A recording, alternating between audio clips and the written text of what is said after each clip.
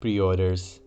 I hate pre-orders. This is pretty common knowledge by now, but probably not as much as I'd like it to be. When I saw the game-breaking bugs in Cyberpunk, it made me realize just how much I hate them. After I found my newfound hatred for pre-orders, a question came into my mind. What was the first game that implemented pre-ordering? You would think that pre-orders started from the bottom of the most horrendous pits of hell, also known as EA Games, but if you think that, you're mistaken. You might be as surprised to know this as I am, but they've been around ever since the early 90s for consoles such as the N64.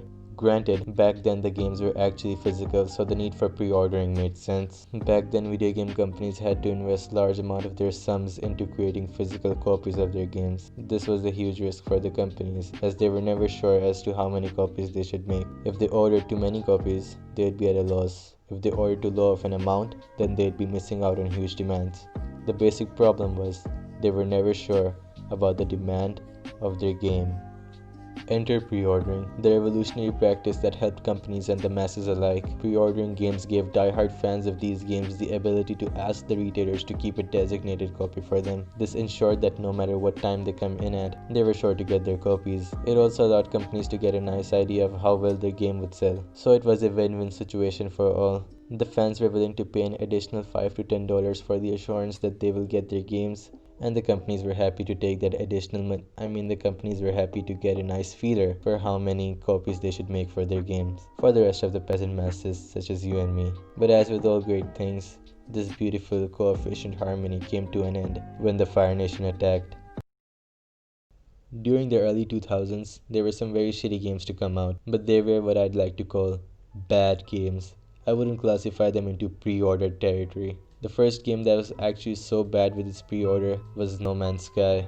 The people who purchased this game didn't even know whether the game would do multiplayer or not. There were glitches, bugs, and a lot of things that made the game unplayable. Now this is where my hatred for pre-orders come in. The companies that make these games already have a precedent set up for them. They hype up a game with its trailer, they have everything pre-rendered to look amazing, and pass it off as gameplay. But it's not gameplay. Why do they never show gameplay? It's always pre-rendered shit. How many more E3 versus released gameplay compilations do these companies want? They keep belittling their communities by showing us supposed gameplays that took their beast PCs 15 to 20 hours to completely render. We keep calling them out for this, but guess what? They do not care.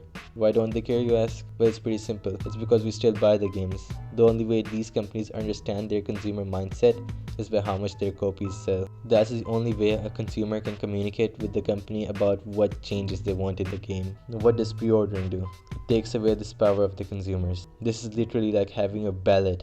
The only thing you have that can make a change pre-stamped before you actually understand what policies a politician is about to implement. It just doesn't make any logical sense. Now, the game that sparked this in me, CD Projekt Red's Cyberpunk 2077. This game was the most hyped game of 2020.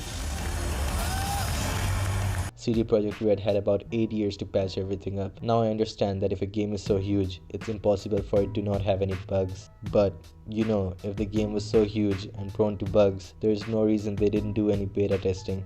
This is the precedent set up by video game companies. You can imagine how back in the day, the companies that made a game and the game itself were different entities. The experience you had with the game back in the day were made such that they were completely separate from the company. Imagine booting up Resident Evil 4 on your PS2 in 2006 and having it run on 15 FPS, and then seeing Capcom on the news apologizing and saying they were going to release a 15 GB patch. It just takes you out of the immersion. It's the same here. It's not our issue if the company hasn't optimized the game. We shouldn't even know that. Similar to how if you see behind the scenes of a horror movie, you can never see it in the same light again because now you know it's just a movie. The suspension of belief is gone. It's a company's responsibility to only start selling a game if it's complete, and I think it's about time we start taking back our voice from these companies. Let's give them something to actually work hard for. Let's give them an actual reason for our purchase. Let's force them to actually give us a game instead of hollow bones that they keep releasing patches of flesh upon. What's the use of a game that's full of game-breaking bugs that only becomes playable after 3 to 4 months of its release? Let's stop paying for pre-orders. I honestly wanted to go a lot more in depth about this, but to be honest, I think there are more elegant people out there. Anyways, this was my rant about pre-orders, and now I hope you start hating them just as much as I do. Thank you for watching, and if you liked this video, I'd appreciate a like so I know this is the direction you want my videos to go in. And yeah, okay, see you next time.